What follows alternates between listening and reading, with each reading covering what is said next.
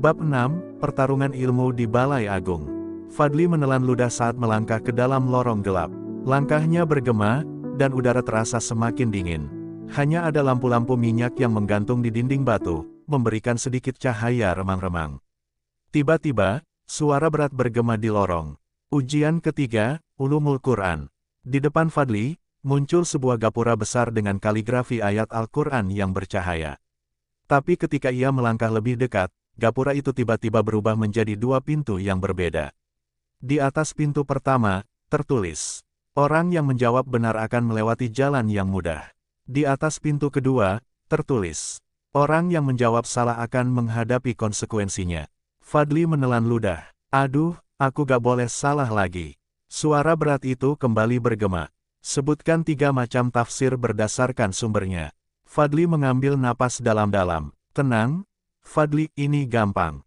Ia mengingat-ingat pelajaran yang baru ia baca. Tafsir ada 3 macam, tafsir bil masur, tafsir bir rai, dan satu lagi, tafsir bi. Ia terdiam, lupa, 3 detik lagi. Panik, Fadli berkata, tafsir bi, tafsir bil, akli. Hening, tiba-tiba, gapura bercahaya meredup. Brak, tanah di bawah Fadli terbuka dan ia langsung terperosok ke bawah. Astagfirullah, ia jatuh ke dalam ruangan penuh asap hitam, dan tiba-tiba tubuhnya terasa berat. Seolah-olah ada tangan-tangan tak terlihat yang menariknya ke bawah. Hukuman diberikan, sebuah suara misterius berbisik. Siapa yang tidak memahami Al-Quran, akan tersesat di dalamnya. Dinding di sekelilingnya mulai bergerak, berubah menjadi huruf-huruf Arab yang melayang di udara. Huruf-huruf itu berputar-putar, lalu menempel di tubuh Fadli, mengikatnya seperti rantai. Fadli berjuang melepaskan diri, tapi semakin ia bergerak, semakin erat tulisan-tulisan itu membelitnya. Ya Allah, aku gak mau terjebak di sini. Tiba-tiba, kitab hijau di sakunya bergetar. Halaman-halamannya terbuka sendiri, dan ia melihat tulisan di dalamnya. Tafsir Isyari adalah tafsir berdasarkan pemahaman batin atau isyarat dari Al-Quran. Fadli mengerjapkan mata. Itu dia, tafsir Isyari. Ia langsung berteriak, bukan tafsir bil, akli. Tafsir Isyari. Jawabanku salah. Aku ingin mengulang ujian. Hening. Tiba-tiba, rantai-rantai huruf itu hancur berkeping-keping, dan Fadli terangkat ke atas dengan cahaya terang. Dalam sekejap, ia kembali berdiri di depan gapura. Ulama berjubah hitam itu menatapnya dengan tatapan dalam. Jawabanmu telah diperbaiki. Kau boleh melanjutkan. Pintu yang benar terbuka, dan Fadli masuk dengan napas masih tersengal-sengal. Di dalamnya, ia melihat sebuah meja dengan gulungan kertas emas. Sebagai hadiah karena berhasil menjawab, kau mendapatkan mushaf ilmu. Mushaf ini akan membantumu memahami makna ayat yang sulit. Fadli memandang kagum. Wah, hadiah lagi. Lumayan. Tapi sebelum ia bisa senang lebih lama. Ujian keempat, Fiqh. Dinding di depannya berubah menjadi lapangan pasir, dan dari kejauhan muncul sosok berjubah putih yang membawa tongkat kayu. Ujian ini berbeda. Kau harus menjawab sambil bertahan. Bertahan, maksudnya gimana? Tiba-tiba, pasir di bawah kaki Fadli bergetar. Dari dalamnya, muncul tali-tali panjang yang melayang, siap menyerangnya. Fadli terbelalak. Astagfirullah. Apa lagi ini? Bab 7, Ujian di Padang Pasir Fatwa. Fadli terhuyung mundur saat pasir di bawahnya bergejolak, dan dari dalamnya muncul tali-tali panjang yang melayang, bergerak seperti ular. Di kejauhan, sosok berjubah putih dengan tongkat kayu mengangkat tangan, lalu berbicara dengan suara lantang.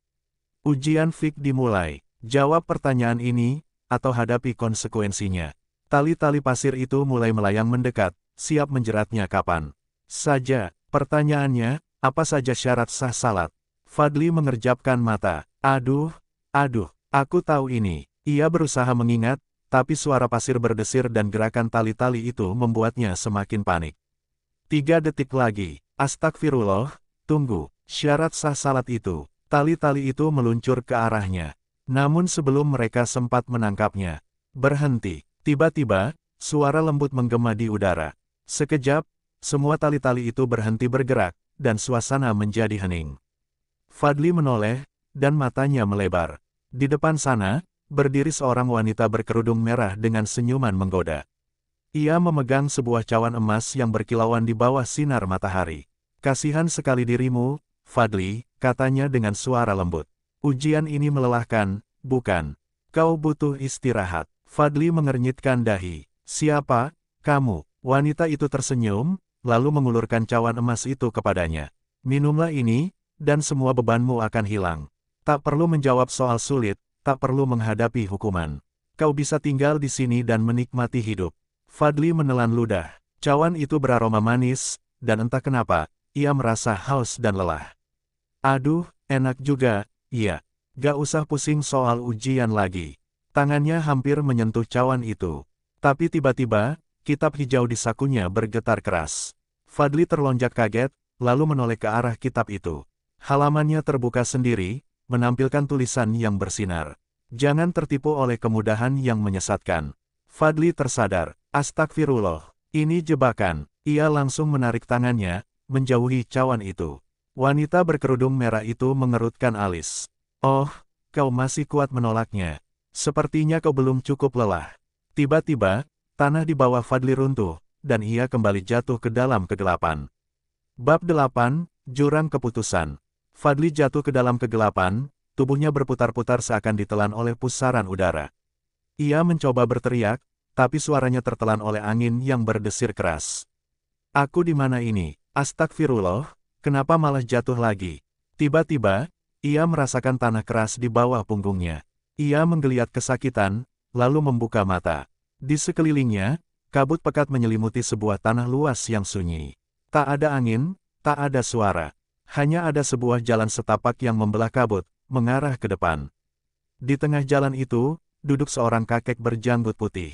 Tubuhnya kurus, berpakaian jubah kumal, dan di sampingnya ada timbangan besar dari kayu. Fadli menelan ludah. Jangan-jangan ini ujian lagi. Wahai anak muda, suara kakek itu berat tapi ramah. Aku sudah menunggumu. Fadli mengerutkan dahi. Menungguku? Kok bisa? Aku juga nggak tahu bakal ke sini. Kakek itu tertawa kecil, lalu menunjuk ke timbangan kayu di sampingnya. Setiap orang yang tersesat di sini harus memutuskan jalan hidupnya. Kau ingin kembali berjuang, atau tinggal di sini dengan tenang?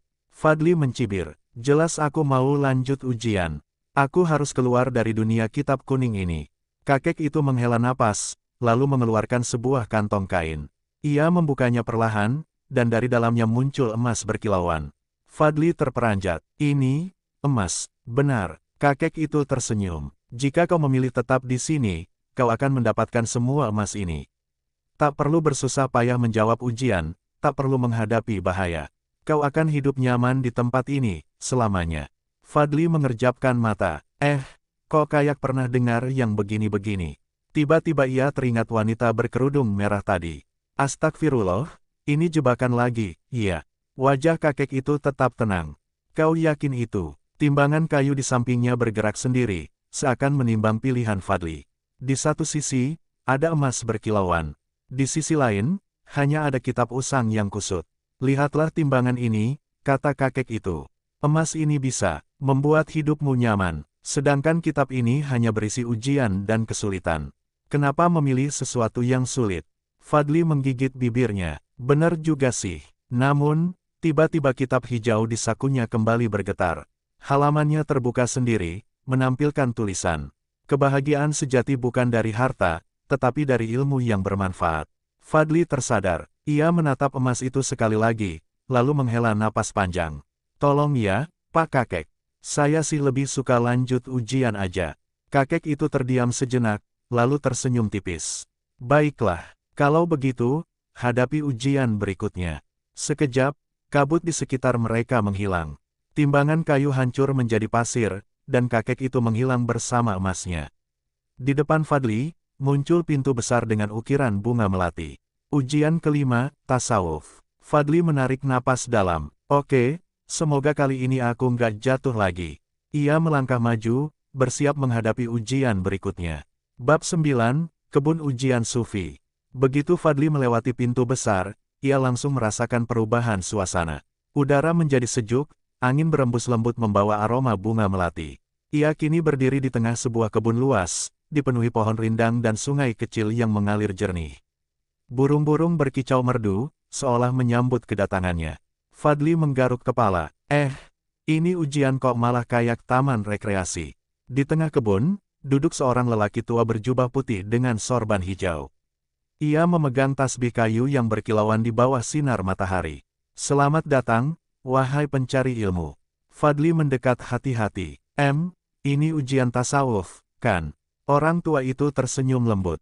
Benar, aku akan mengajukan satu pertanyaan. Jika kau bisa menjawabnya, kau akan melanjutkan perjalanan. Jika tidak, kau akan terjebak dalam kebun ini selamanya. Fadli menelan ludah. Duh, kok jadi serem. Orang tua itu mengusap tasbihnya, lalu berkata, sebutkan 3 tingkatan dalam perjalanan menuju Allah, dan jelaskan maknanya. Fadli terdiam sejenak. Astagfirullah, aku tahu ini, tapi, apa ya jawabannya? Ia berusaha mengingat pelajaran di pesantren, tapi kepalanya mendadak kosong. 2 menit, kata lelaki tua itu tenang. Keringat dingin mulai mengalir di pelipisnya. Fadli mencoba berpikir keras. Tingkatan dalam tasawuf, ada 3. Namun, sebelum ia bisa menjawab, BRUAKK, tiba-tiba, tanah di bawahnya retak. Dari dalam retakan itu muncul akar-akar besar, bergerak seperti ular, siap membelit tubuhnya. Astagfirullah, ini apa lagi? Akar itu merayap cepat ke arah kakinya. 1 menit, ujar lelaki tua itu dengan nada santai. Fadli panik bukan main. Ia melompat ke samping, menghindari akar yang mencoba menangkapnya. 3 tingkatan itu, astagfirullah, aku lupa. Ia berlari ke sana kemari, menghindari akar yang semakin banyak. Tanah terus retak, seolah kebun ini ingin menelannya. Tiba-tiba, jangan lari, ingatlah ilmu, bukan takut. Fadli terhuyung, suara itu bergema di kepalanya, dan entah kenapa, ia merasa lebih tenang. Ia menutup mata, mengambil napas dalam, dan Islam, iman, ihsan. Fadli berteriak, itu jawabannya. Islam adalah syariat, iman adalah keyakinan, dan ihsan adalah puncak spiritualitas dalam mendekatkan diri kepada Allah. Akar-akar itu langsung berhenti bergerak. Dalam hitungan detik, mereka layu dan lenyap ke dalam tanah, meninggalkan kebun yang kembali damai. Lelaki tua itu tersenyum. Bagus, anak muda, kau telah lulus ujian ini. Tiba-tiba, sebuah tasbih kayu berkilauan melayang ke arah Fadli. Sebagai hadiah, terimalah ini. Tasbih ini akan membantumu menghadapi godaan di masa depan. Fadli mengambil tasbih itu dengan penuh rasa syukur.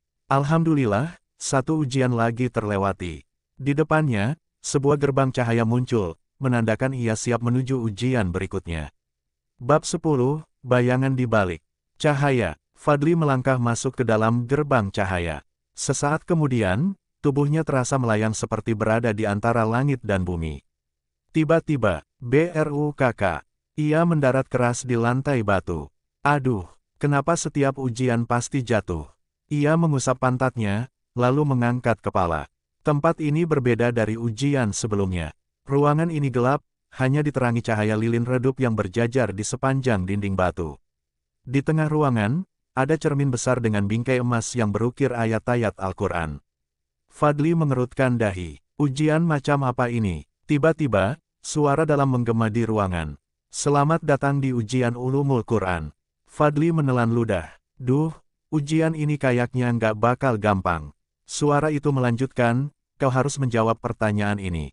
Jika gagal, kau akan terjebak di ruangan ini selamanya. Jika berhasil, cermin ini akan membawamu ke ujian berikutnya. Pertanyaannya, sebutkan 3 ilmu dalam ulumul Quran beserta fungsinya. Fadli membelalakkan mata. 3 ilmu dalam ulumul Quran. Wah, aku tahu ini, tapi, aduh, kepalaku kosong lagi. Ia mengacak-acak rambutnya, mencoba mengingat pelajaran yang pernah ia dengar. 2 menit, Fadli mencoba berpikir keras, tapi suara dentuman misterius di sekeliling ruangan membuatnya semakin panik. 1 menit, astagfirullah, aku butuh waktu lebih banyak. Cermin besar di depannya mulai bergetar, dan dari dalamnya muncul bayangan hitam yang menyerupai dirinya sendiri. Bayangan itu tersenyum sinis. Kau tidak akan bisa menjawabnya, Fadli. Kau hanya santri malas yang suka tidur di kelas, bukan? Fadli terperanjat. Astagfirullah, kok dia tahu? Bayangan itu mendekat, menatapnya dengan mata merah. Menyerahlah, tinggalkan ujian ini, dan kau akan bebas dari semua kesulitan. Fadli menggertakkan giginya. Tiba-tiba, tasbih yang ia dapatkan dari ujian sebelumnya bersinar. Ia teringat pesan lelaki tua tadi. Tasbih ini akan membantumu menghadapi godaan di masa depan. Fadli menggenggam tasbih erat-erat, menenangkan pikirannya. Ia menarik napas dalam-dalam, lalu tersenyum. 3 ilmu dalam ulumul Quran adalah ilmu tafsir, ilmu qiraat, dan ilmu asbabun nuzul. Cermin itu bersinar terang. Bayangan hitam itu berteriak kesakitan, lalu menghilang dalam sekejap. Ruangan itu kembali terang, dan di dalam cermin muncul sebuah jalan berlapis emas, menandakan ujian berikutnya telah menunggu.